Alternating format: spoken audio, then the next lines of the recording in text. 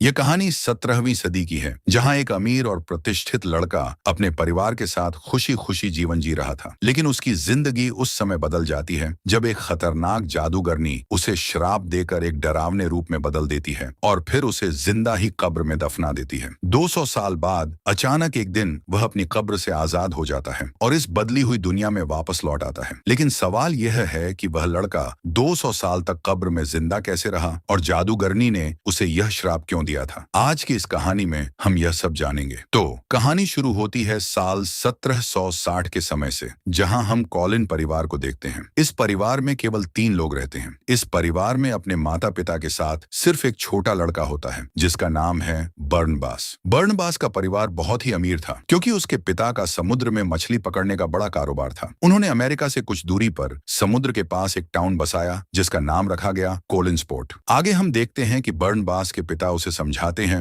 कि दौलत से बड़ा परिवार होता है, इसलिए हमेशा अपने परिवार का ख्याल रखना। कोलिन्सपोर्ट में बर्नबास के पिता ने अपने परिवार के लिए एक शानदार हवेली बनवाई जिसका नाम रखा गया कॉलिनवुड। कुछ ही सालों में उनका मछली पकड़ने का कारोबार तेजी से बढ़ने लगा। इस दौरान बर्नबास भी बड़ा होकर जवान हो चुका था। इसी जवानी के दिनों में उसका अफेयर घर में काम करने वाली एंजेलिक नाम की एक नौकरानी से हो गया। फिर एक दिन एंजेलिक बर्नबास से कहती है, मैं तुमसे बहुत प्यार करती हूँ और अब शादी करके पूरा जीवन तुम्हारे साथ बिताना चाहती हूँ। लेकिन बर्नबास शादी करने से मना कर देता है। इस बात से गुस्सा होकर एंजेलिक बर्नबास को अकेला कर देने के लिए काला जादू करती है और उसके माता पिता के ऊपर हवेली की एक मूर्ति गिराकर उनकी जान ले लेती है। बर्नबास को एहसास होता है कि यह कोई हादसा नहीं था बल्कि काला जादू था, इसलिए वह खुद काले जादू की किताबें पढ़ने लगता है। कुछ दिन इसी तरह बीत जाते हैं और इसी दौरान बर्नबास को अपना सच्चा प्यार मिल जाता है जिसका नाम होता है जोसेट। लेकिन बर्नबास और जोसेट का प्यार देखकर एंजेलिक यह बात सहन नहीं कर पाती। वह फिर से काले जादू का सहारा लेती है और जोसेट को अपने वश में कर लेती है। इसके बाद हम जोसेट को देखते हैं जो एंजेलिक के वश में आकर एक ऊंची चट्टान पर चली जाती है। बर्नबास के वहां पहुंचने से पहले ही वह चट्टान से कूदकर अपनी जान दे देती है। अपने प्यार को इस तरह अपने सामने मरता हुआ देखकर बर्नबास भी उसी चट्टान से नीचे कूद जाता है। लेकिन इतनी ऊंचाई से गिरने के बाद भी बर्नबास नहीं मरता क्योंकि एंजेलिक ने उसे श्राप देकर एक वैम्पायर यानी पिशाच बना दिया था ताकि वह हमेशा अपने दुख के साथ जिंदा रहे। अब एंजेलिक को यकीन हो गया था कि बर्नबास को हराने का कोई और तरीका नहीं है, इसलिए वह गांव वालों को भड़काकर बर्नबास को पकड़वाती है। गांव वाले उसे एक ताबूत में बंद कर देते हैं और जमीन में दफना देते हैं और इसी तरह 200 साल बीत जाते हैं। इसके बाद हम 1972 का समय देखते हैं जहां विक्टोरिया नाम की एक लड़की ट्रेन से कोलिन्सपोर्ट आ रही होती है। फिर वह एक गाड़ी से लिफ्ट लेकर कॉलिनवुड हवेली पहुंचती है। वहां पहुंचने के बाद बिल्ली नाम का एक नौकर उसके लिए दरवाजा खोलता है। अब यहाँ विक्टोरिया को घर की दीवार पर बर्नबास की एक तस्वीर दिखाई देती है। इसे देखकर वह बिल्ली से पूछती है,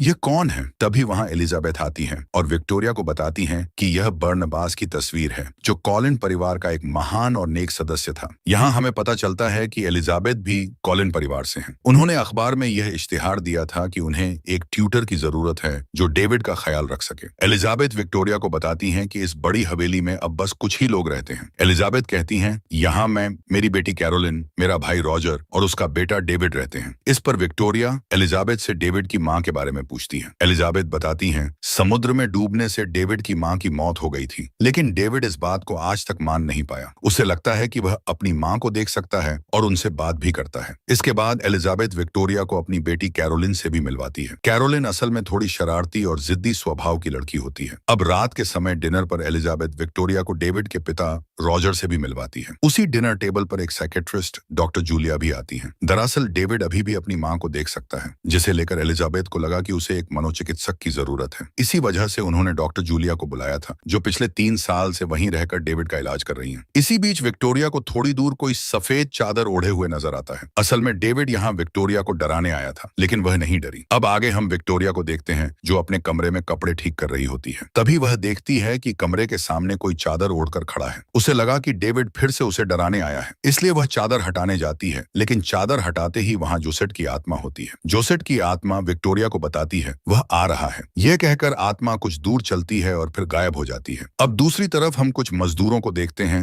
जो जेसीबी से खुदाई कर रहे थे। खुदाई के दौरान उन्हें जमीन के नीचे कुछ सख्त चीज महसूस होती है। जब वे मिट्टी हटाते हैं तो उन्हें एक ताबूत मिलता है। असल में बर्नबास उसी ताबूत में कैद था। यह देखकर जब उनका सुपरवाइजर ताबूत पर लगी चेन को काटता है, तभी बर्नबास अपनी कैद से आजाद हो जाता है। बाहर आते ही वह सभी मजदूरों पर हमला कर देता है और एक एक करके उनकी जान ले लेता है। इसके बाद वह अपने घर यानी कॉलिनवुड हवेली पहुंचता है। गार्डन में उसकी मुलाकात बिल्ली से होती है। वह बिल्ली को हिप्नोटाइज करके अपने वश में कर लेता है और उससे पूछता है क्या इस घर में अब भी कॉलिन परिवार के लोग रहते हैं, जिस पर बिल्ली हाँ में जवाब देता है। इसके बाद बर्नबास घर के अंदर जाता है और हवेली की शाही चीजों को देखने लगता है। वह इन चीजों के बारे में बिल्ली को बताने लगता है। इसी दौरान उसे कैरोलिन और डेविड भी मिलते हैं। बर्नबास को देखकर कैरोलिन सोचती है कि शायद वह कोई पागल है जो शराब पीकर आया है, लेकिन डेविड उसे दीवार पर लगी बर्नबास की तस्वीर दिखाता है। इस पर बर्नबास कहता है यह मेरी ही तस्वीर है। जब मैं यहाँ खड़ा था तब एक महान कलाकार ने इसे बनाया था। इतने में एलिजाबेथ वहाँ आती है और बच्चों को बर्नबास से दूर रहने को कहती है। डेविड कहता है यह खुद को हमारा रिश्तेदार बता रहा है, लेकिन एलिजाबेथ उसे एक धोखेबाज समझती है। वह बर्नबास को एक दूसरे कमरे में ले जाकर कहती है अगर यह कोई मजाक है तो इसे यहीं खत्म करो। बर्नबास खुद को साबित करने के लिए एक गुप्त दरवाजा खोलता है और एलिजाबेथ को वहां से होते हुए एक खुफिया तहखाने में ले जाता है। इस तहखाने के बारे में एलिजाबेथ को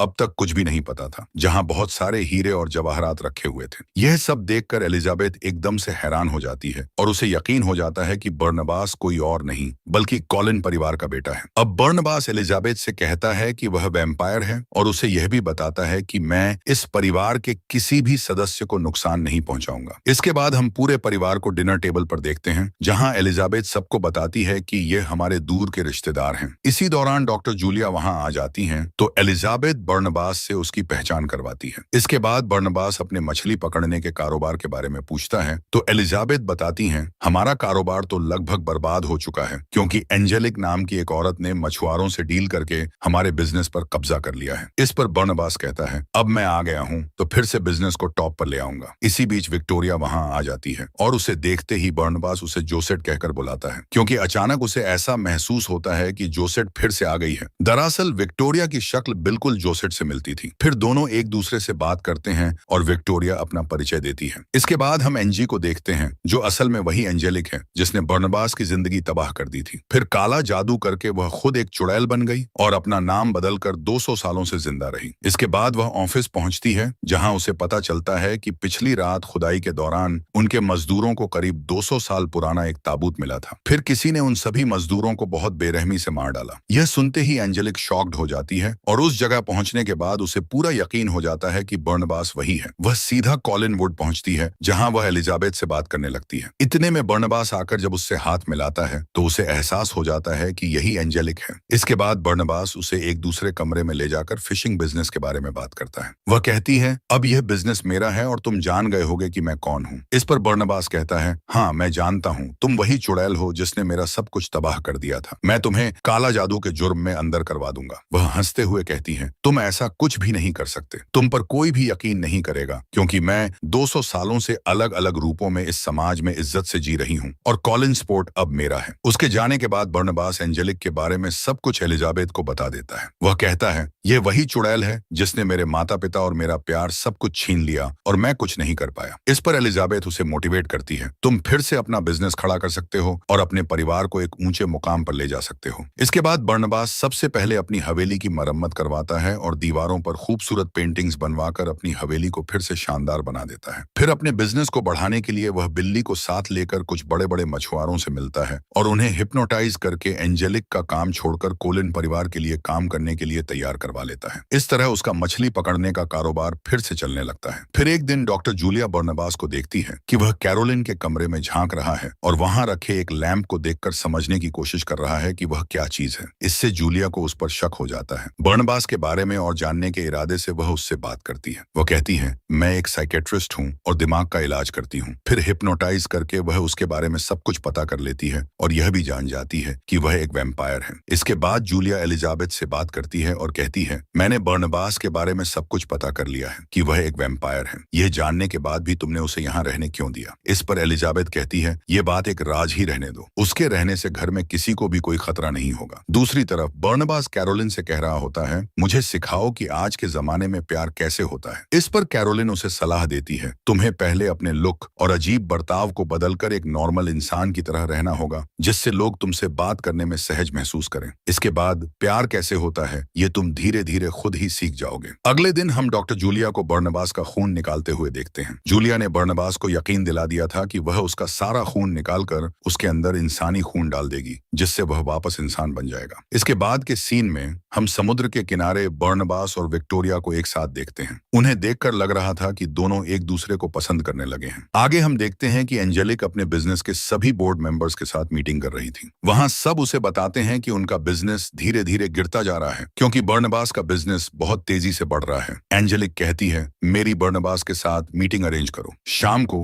वह बर्नबास से मिलती है और उसे एक चेक देते हुए कहती है, ये पैसे लेकर फिशिंग बिजनेस छोड़ दो। लेकिन बर्नबास ऐसा करने से मना कर देता है। तब एंजेलिक उसके पास जाकर उसे मनाने की कोशिश करते हुए कहती है, हम दोनों साथ में मिलकर बिजनेस चलाते हैं। लेकिन बर्नबास फिर भी तैयार नहीं होता। वह कहता है, जो तुमने मेरे साथ किया वह मैं कभी नहीं भूल सकता। इधर विक्टोरिया को रात में एक सपना आता है, जिसमें वह अपना बचपन देखती है। असल में बचपन से ही उसे जोसेट की आत्मा दिखाई देती थी और वह उससे बातें भी किया करती थी। लेकिन उसके माता पिता उसकी इस बात को समझ नहीं पाए और उसे पागल समझकर मानसिक अस्पताल भेज दिया। तभी उसकी नींद खुल जाती है और वह अपने सामने जोसेट की आत्मा को खड़ा देखती है। इसे देखकर वह आत्मा के पीछे पीछे चलने लगती है। आत्मा हवेली में लगे झूमर के ऊपर जाकर ठीक उसी तरह कूद जाती है जैसे उसने आत्महत्या की थी। अगले दिन बर्नबास सबकी सहमति से घर में एक पार्टी रखता है, जिसमें वह शहर के कई लोगों को आमंत्रित करता है। पार्टी के दौरान बर्नबास देखता है कि डेविड एक कमरे के बाहर खड़ा है और कहता है कि उसके पिता ने किसी को अंदर जाने से मना किया है। यह सुनकर बर्नबास समझ जाता है कि अंदर कुछ गड़बड़ हो रही है। जब वह कमरे की खिड़की से लटककर अंदर झांकता है तो देखता है कि डेविड के पिता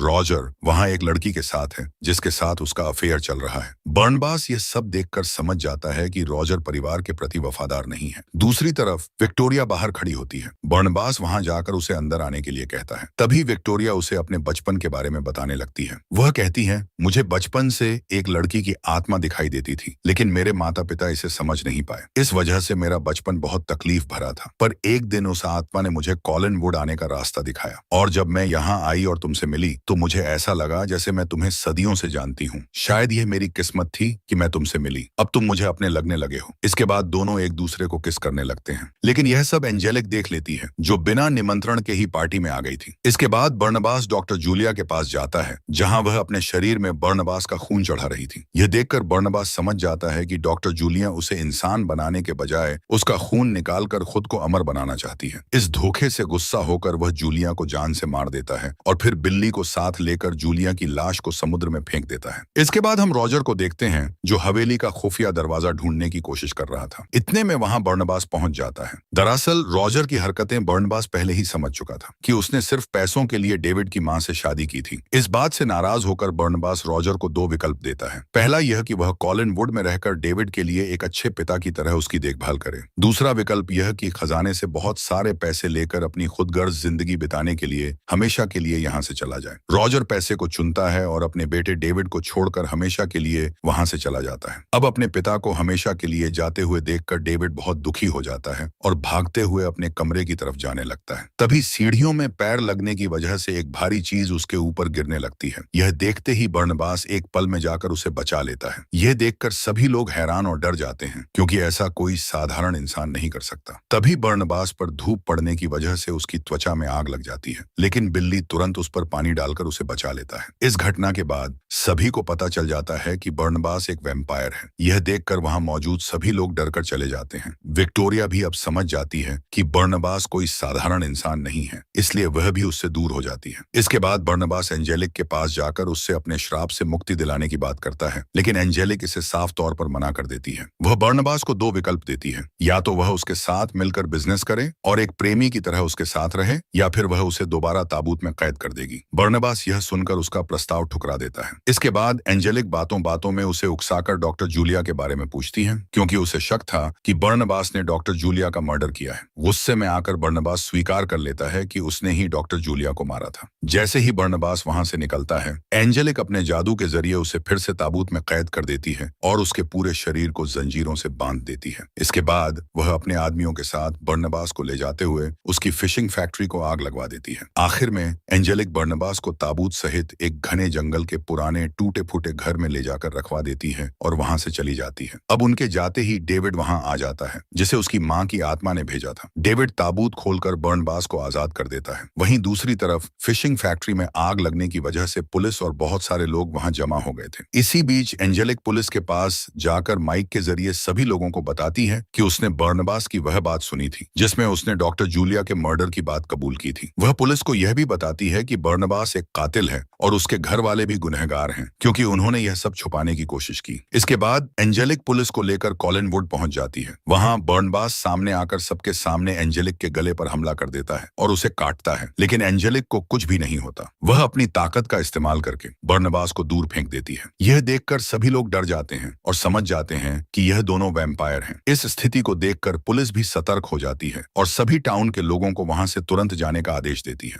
इसके बाद बर्नबास और एंजेलिक के बीच एक खतरनाक लड़ाई शुरू हो जाती है। इतने में एलिजाबेथ एक बंदूक लेकर एंजेलिक पर फायर करती है, लेकिन उसे कुछ नहीं होता। वह दोबारा से खड़ी हो जाती है और अपनी जादुई शक्ति का इस्तेमाल करके हवेली की चीजों को जीवित कर देती है। वह एक सांप को एलिजाबेथ पर अटैक करने के लिए भेजती है और हवेली में चारों तरफ आग लगा देती है। फिर एक पुतले की मदद से बर्नबास को जकड़ लेती है। इसी दौरान हमें पता चलता है कि एंजेलिक ने अपनी जादुई शक्तियों से कैरोलिन को एक खूंखार वुल्फ में बदल दिया था। कैरोलिन सामने आकर एंजेलिक पर टूट पड़ती है और उसे मारने की कोशिश करती है, लेकिन एंजेलिक अपनी ताकत से उस पर भारी पड़ती है और कैरोलिन को मारकर बेहोश कर देती है। इसके बाद एंजेलिक बर्नबास के पास जाकर उसे मारने वाली होती है। वह कहती है, मैंने तुम्हारा सब कुछ तबाह कर दिया और डेविड की मां डूबकर नहीं मरी थी, बल्कि मैंने ही उसे मारा था। तभी वहां डेविड आकर कहता है, उसे छोड़ दो, नहीं तो मेरी मां तुम्हें मार डालेगी। इसी दौरान हम देखते हैं कि डेविड की मां की आत्मा सामने आती है और अपनी शक्ति से एंजेलिक पर हमला कर देती है। एंजेलिक बड़े से झूमर से टकराकर गिर जाती है। इसके बाद बर्नबास भी उस पुतले की जकड़ से छूट जाता है और सबको बाहर जाने के लिए कहता है। फिर वह एंजेलिक के पास जाता है और उसे समझ आता है कि एंजेलिक जैसी चुड़ैल का अंत इस झूमर के टूटने से होना था। अब देखते ही देखते एंजेलिक की मौत हो जाती है। दूसरी तरफ हम विक्टोरिया को देखते हैं, जो उसी चट्टान की ओर जा रही होती है जहां से गिरकर जोसेट ने आत्महत्या की थी, क्योंकि वह जान चुकी थी कि बर्नबास एक वैम्पायर है और एक साधारण इंसान और एक वैम्पायर कभी एक नहीं हो सकते। अब बर्नबास उसे ढूंढते हुए जल्दी से उस चट्टान पर पहुंच जाता है और गिरने से पहले उसे पकड़ लेता है, पर वह कहती है, हम दोनों कभी भी एक नहीं हो सकते, क्योंकि मैं एक साधारण इंसान हूँ। अब एक ही रास्ता है, तुम मुझे भी अपनी तरह वैम्पायर बना दो। लेकिन बर्नबास इस बात के लिए राजी नहीं होता। इसके बाद विक्टोरिया उस चट्टान से नीचे गिर जाती है। उसे बचाने के लिए बर्नबास उससे पहले उसे काट लेता है, जिससे विक्टोरिया नीचे गिरने के बाद भी नहीं मरती, बल्कि वह भी एक वैम्पायर बन जाती है। अब ये दोनों एक दूसरे को देखकर खुश हो जाते हैं, क्योंकि दोनों एक जैसे हो गए हैं और हमेशा एक साथ रहेंगे। कहानी के आखिर में हमें समुद्र की गहराई में डॉक्टर जूलिया की लाश दिखाई जाती है, जिसकी आंखें खुल जाती हैं, क्योंकि बर्नबास ने उसे काट कर मारा था, जिससे वह भी एक वैम्पायर बन चुकी थी। और इसी के साथ कहानी यहीं पर खत्म हो जाती है। दोस्तों, उम्मीद है कि यह कहानी आपको पसंद आई होगी। मिलते हैं आपसे एक और मजेदार कहानी के साथ।